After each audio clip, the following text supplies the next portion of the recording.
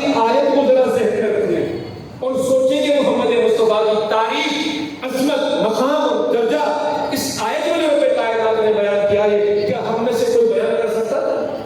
ہم میں سے کسی کی شکل تھی؟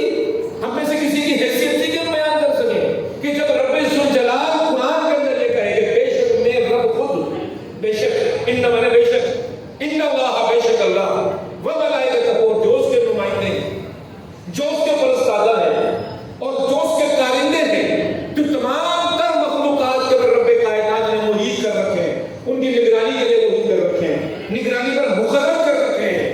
اللہ رب العالمین نے ہمارے ان کندھوں پر بھی فرشتے بٹھا رکھے ہیں، ہماری موت کے لیے بھی فرشتہ موجود ہے، قیامت کے لیے سور پھونکنے کے لیے بھی، پہاڑوں کے لیے، بادلوں کے لیے۔ وہ کون سی مخلوق ہے رب ذوالجلال کی کہ جس مخلوق کی نگرانی فرشتے نہیں کرتے رب ذوالجلال کے حکم سے؟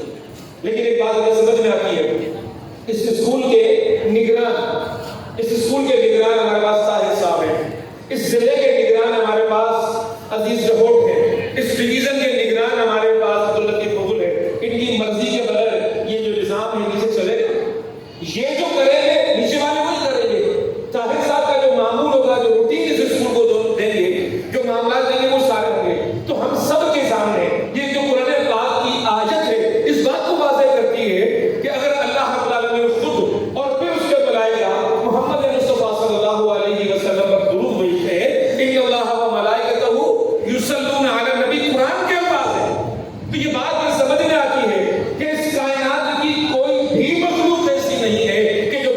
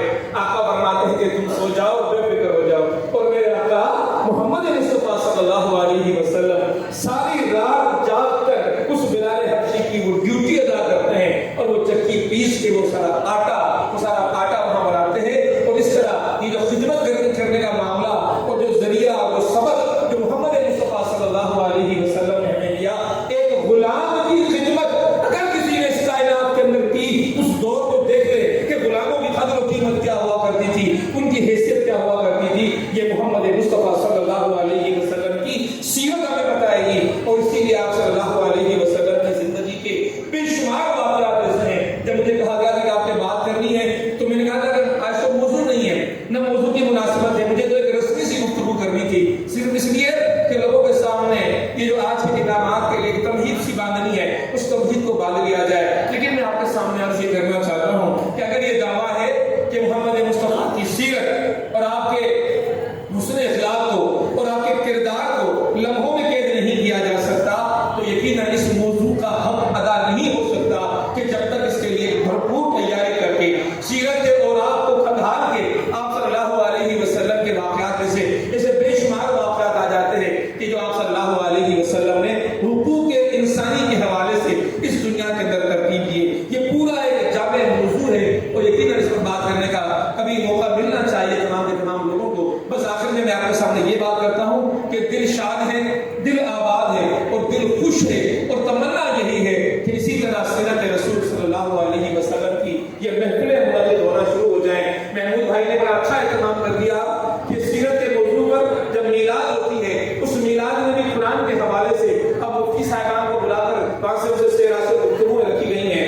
تمام تر اسکولوں کے اندر جیسا لطیف جناسائی کے اندر ہوا کرتا تھا کہ ایک پروگرام یہ بھی اس میں شامل تھا کہ ایک مقرر آئے گا اور آ کر لطیف کی پوری زندگی بیان کر کے چلا جائے گا. اب ہمارے اسکولوں میں بھی اس چیز کی ضرورت ہے کہ ہمارے جو اہل علم لوگ ہیں وہ آئیں اور سیرت رسول صلی اللہ علیہ وسلم پر گفتگو کریں, طلبا کو آقا نامدار حضرت محمد مصطفیٰ صلی اللہ علیہ وسلم سے وابستہ کریں. آخری بات میں آپ کے سامنے کرنا چاہوں گا, اور بہت پیاری بات ہے, لوگوں نے یہاں پر کی بھی صحیح. یہ برنارڈ شاہ کا نام آپ لوگوں نے ضرور سنا ہوگا. یہ دنیا کا عظیم مفکر مانا گیا, اپنے دور میں سب سے بڑا مفکر مانا گیا. جب جنگ عظیم چل رہی تھی وہ ہندوستان آیا تو ہندوستان کے سارے عقل مند لوگ جمع ہوئے.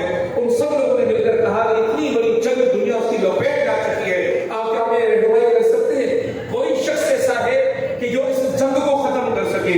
تو برنارڈ شاہ کے تاریخی الفاظ یہ تھے کہ اس دور میں تو مجھے کوئی شخص نظر نہیں آتا, لیکن تاریخ میں ایک دور ایسا گزرا ہے, ایک ہستی ایسی گزری ہے. اگر آج کے دور میں وہ یہاں موجود ہوتی تو اس جنگ عظیم کو اتنی دیر میں ختم کر سکتی تھی جتنی دیر میں چائے کا پیالہ یا چائے کا کپ ختم کرتا ہوں. تو لوگ حیران ہو گئے اور کہا کہ ایسی کوئی ہستی تاریخ میں آپ بتائیں وہ کون تھے؟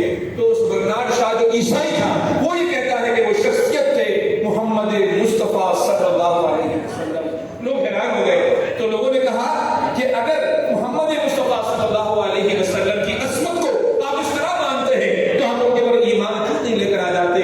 تو پھر برنارڈ شاہ نے وہ جھولا, وہ چڑکا ہم مسلمانوں کے چہروں پر مارا تھا اور کہا تھا کہ میں محمد مصطفیٰ کو دیکھتا ہوں تو دل کہتا ہے کہ مسلمان ہو جاؤں, لیکن معاملہ یہ ہے کہ جب ان مسلمانوں کو دیکھتا ہوں تو پھر سوچتا ہوں کہ ان سے بہتر میں آج مسیحی پھر مسلمان میں کیوں نہ بنوں.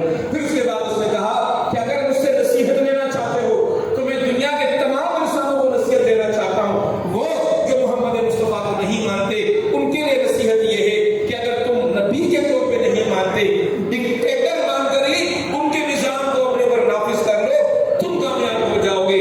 اور میرا مسلمانوں کو پیغام یہ ہے کہ بیک ٹو محمد, تم پلٹ کر آ جاؤ محمد مصطفیٰ کی طرف, تم دوبارہ کامیاب ہو جاؤ گے. بس میرے انتہائی قابل احترام بزرگ اساتذہ یہاں پر, میرے انتہائی قابل احترام عزیز طلبہ یہاں پر, میں آپ کے سامنے کچھ یہی بات کرنا چاہتا ہوں. اس دور کی سب سے بڑی ضرورت, اس دور کی سب سے بڑی ضرورت محمد مصطفیٰ صلی اللہ علیہ وسلم کی طرف پلٹ کر آنا ہے. ہم بہت دور نکل گئے, ہم بہت دور نکل گئے. اللہ رب العالمین ہمیں آقا نامدار سے جڑنے کی توفیق عطا فرمائے. اقول قولی ھذا استغفر اللہ لی ولکم ولسائر المسلمین.